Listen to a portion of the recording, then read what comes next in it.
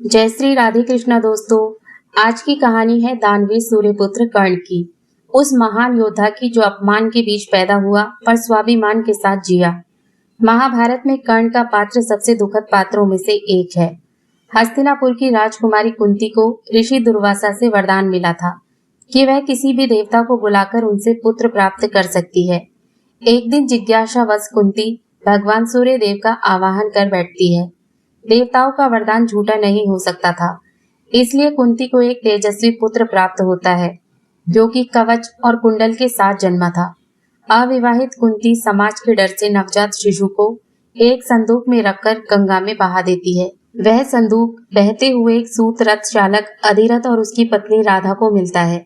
अधिरथ के पास कोई संतान नहीं थी, इसलिए दोनों पति पत्नी बच्चे को पालते हैं और उसका नाम रखते हैं कर्ण। कर्ण बचपन से ही अलग दिखता है। वह बचपन से ही बहुत साहसी था, परंतु समाज उसे सूत पुत्र कहकर तिरस्कार करता है।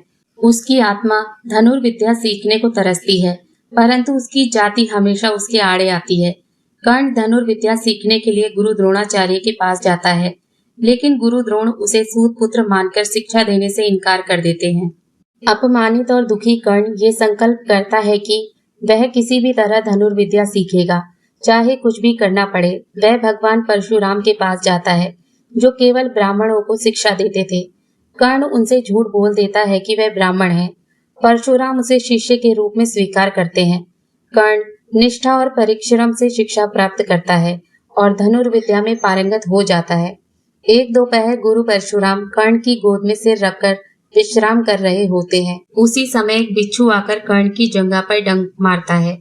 कर्ण हिलता नहीं, वह गुरु की नींद भंग नहीं करना चाहता था। परशुराम जी जब जागते हैं और खून बहता देखते हैं तो चौंक जाते हैं।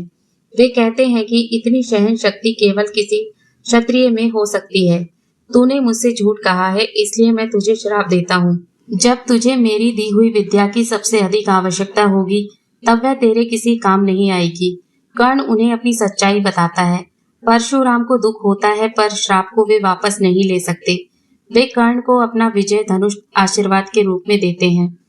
कुछ वर्षों के बाद एक दिन कर्ण एक राक्षस का पीछा करते हुए जंगल में जाता है। वह बाण चलाता है, पर राक्षस गायब हो जाता है और बाण एक गाय को लग जाता है जो कीचड़ में फंसी होती है। गाय की वहीं मृत्यु हो जाती है।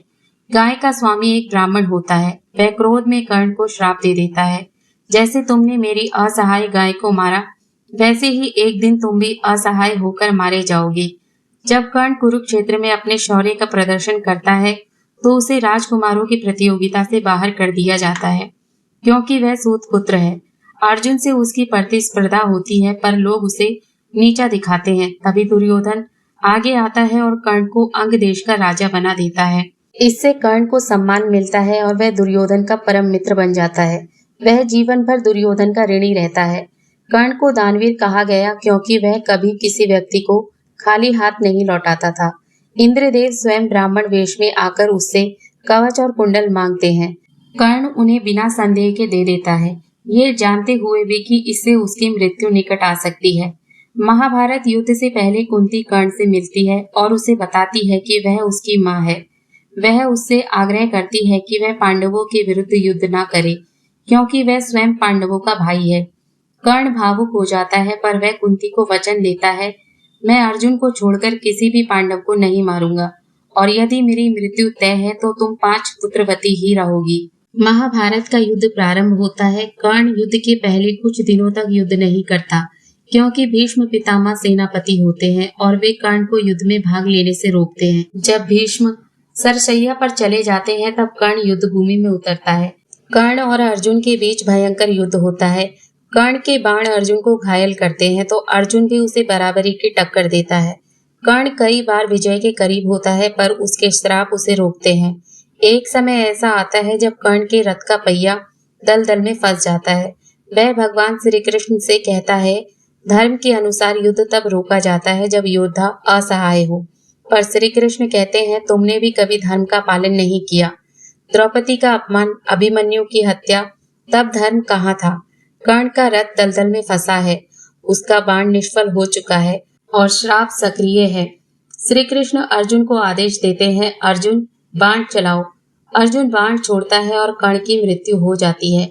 एक महान योद्धा का अंत हो जाता है, एक ऐसा अंत जिसे नियति ने पहले ही लिख रखा था। जब युद्ध समाप्त होता है तब श्री कृष्ण धर्मराज युधिष्ठिर को बताते हैं कि कर्ण उनका बड़ा भाई था। युधिष्ठिर दुखी हो जाते हैं। वे सोचते हैं अगर कर्ण पहले मिल गया होता तो ये महायुद्ध टल सकता था। कर्ण का अंतिम संस्कार राजकीय सम्मान के साथ होता है। उसकी दानशीलता, वीरता, निष्ठा युगों तक लोगों के दिलों में बस जाती है। कर्ण एक ऐसा चरित्र है जिसने सच्चाई, धर्म और स्वाभिमान के लिए लड़ाई लड़ी, पर जिसे अपने ही कर्मों का फल भुगतना पड़ा। वह नायक था पर उसे खलनायक बनाकर प्रस्तुत किया गया। वह सूर्य पुत्र कर्ण था पर उसे जीवन भर अपनी पहचान के लिए लड़ना पड़ा। कर्ण के जीवन की कहानी हमें ये सिखाती है कि जन्म से नहीं, कर्म से इंसान महान बनता है और कभी कभी नियति किसी को इतना महान बनाती है कि उसका दुख भी अमर हो जाता है। दोस्तों, आशा करते हैं आपको ये वीडियो पसंद आई होगी। अगर वीडियो अच्छी लगी हो तो वीडियो को लाइक, शेयर और चैनल को सब्सक्राइब जरूर करें। जय श्री राधे कृष्णा।